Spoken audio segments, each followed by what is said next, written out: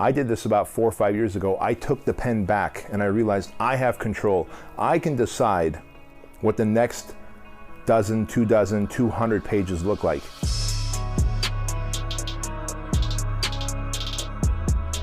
People's perception of themselves. In other words, self-image, how they see themselves, versus self-esteem, which is how they think the world sees them.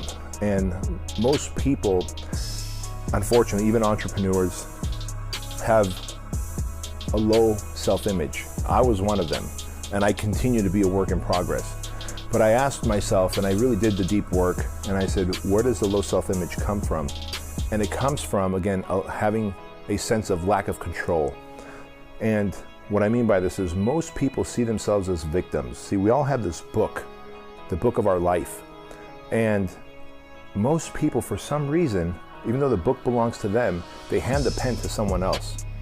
And they let others write on the pages of their life. And they let others say, hey, you're dumb, you're a foreigner, you know, you're fat, you're out of shape, you're lazy. And although some of those things might be true, and some of those things were absolutely true for me as a young man.